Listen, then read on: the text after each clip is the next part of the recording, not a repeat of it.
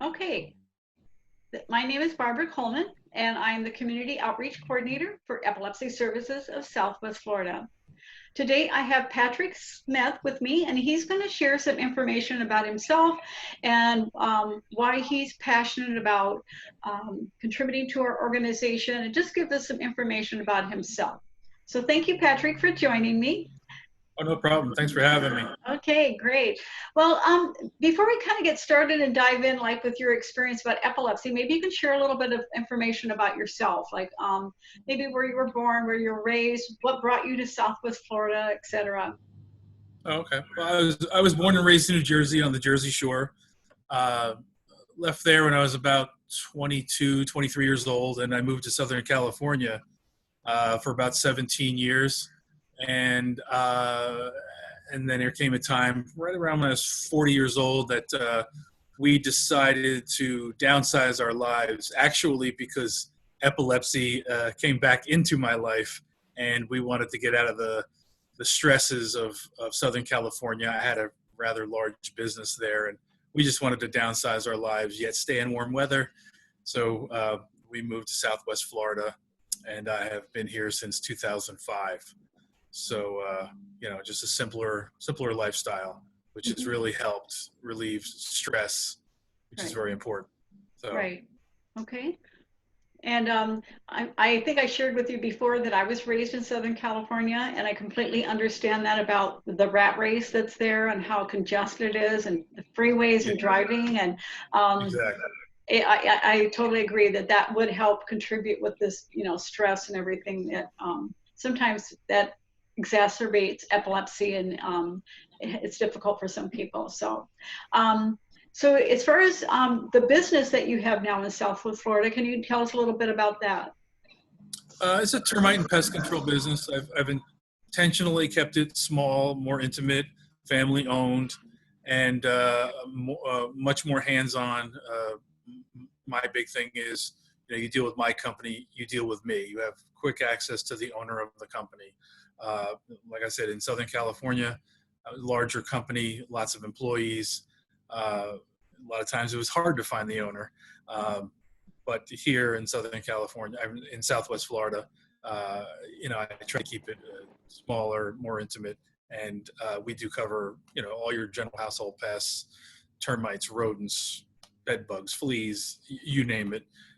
And I've been doing this for far too long, but 32 years in all three of those states: New Jersey, California, Florida, and it's something my father taught me a long time ago, and back in 1988, and I don't feel that old, but I can't believe it when I say I've done it that long.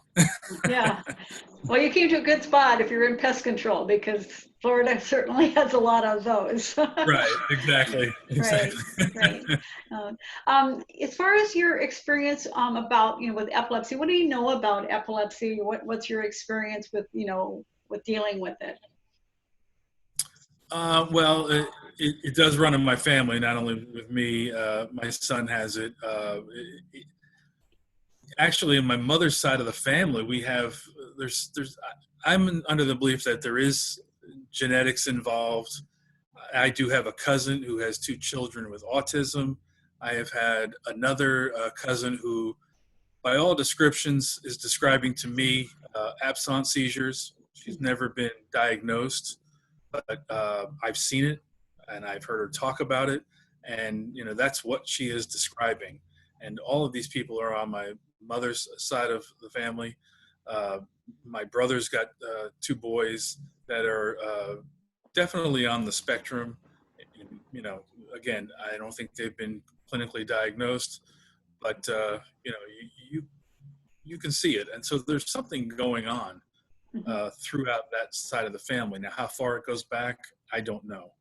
Um, I personally had a couple of seizures around the ages of 12, 13 years old.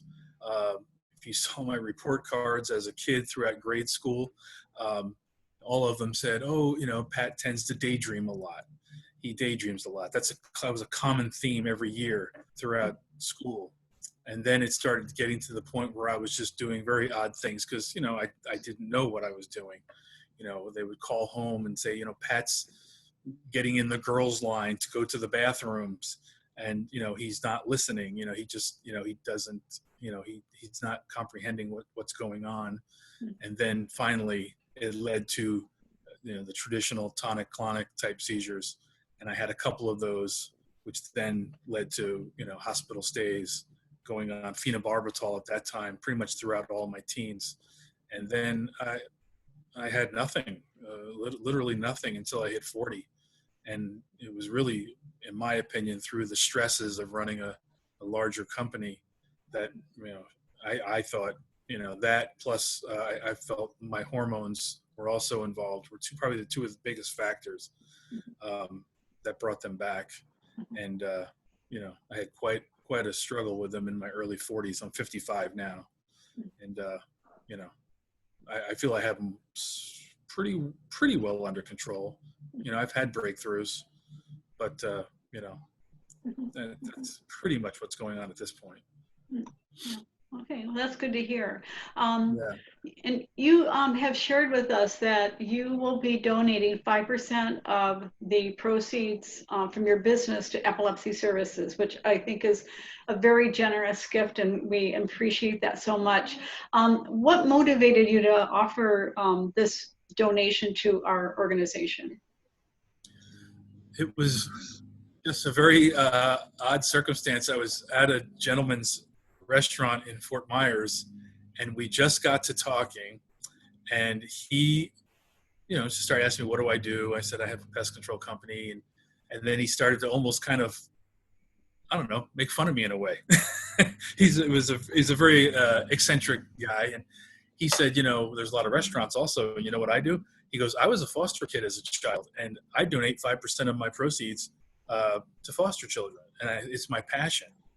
And it just struck me, and to the point where I just walked around all day thinking, my gosh, that is just a great idea for a great cause. And I said, I really want to do something like that. And then I was in a conversation with someone, and they were like, well, you should do epilepsy. And I was like, wow, sometimes the most obvious things are just right in front of you.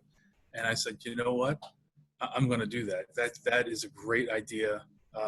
I've had this thing in my family and swirling around me my whole life, and I'm a little tired of looking at it.